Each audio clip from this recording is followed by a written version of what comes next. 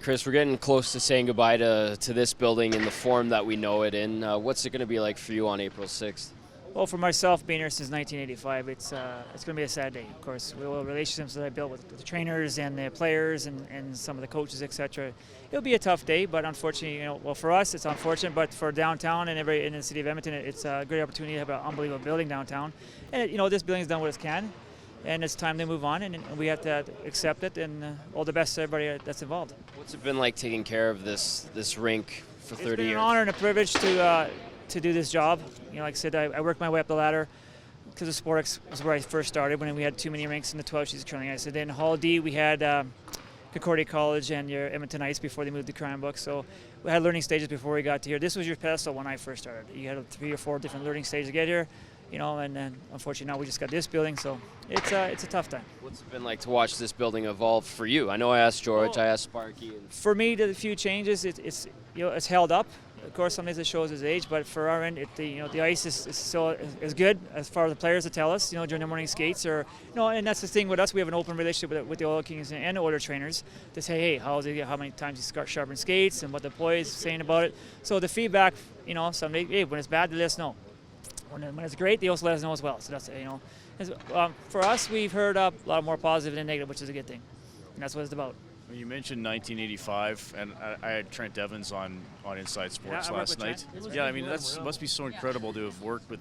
There's always change in any workplace, but so many of the same people for that long. Yeah, Trent and I, like I said, when we were together, we were called the Young Guns. So we were a young crew, right? Because we were up in commoners, right? So we're going to show these old guys how to do it. Right back then, we had a few old crews, but yeah, it's pretty unique. It's pretty fun. How much pride did you guys take in having the best ice in the league and being renowned for having the best rink? Because that was always what people talked about when they came to this building. Not so much the building itself, but man, the ice is fast and it holds up so well. How much pride is in it for your crew?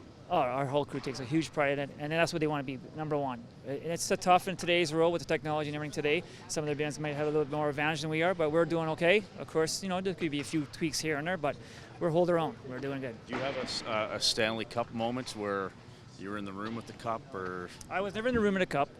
I know when they showed off in '84 before I started, I got a picture with it. But as far as in the dressing room, no. But I worked a few games. Driven 2006 quarterfinals, and I was learning stage in the '80s, so I was an understudy, I guess you can say. So I got to work a few Stanley Cup games to be part of the atmosphere, which is kind of cool.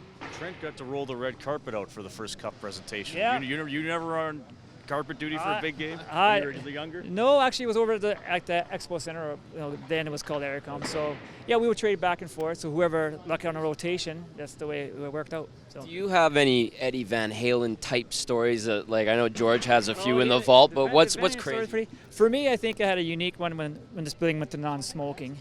Of course, right, and then AC/DC, of course, was our first band, right? So of course they like to smoke, so right, and you try and tell AC/DC they can't smoke in a dressing room. Yeah, good luck with that, right?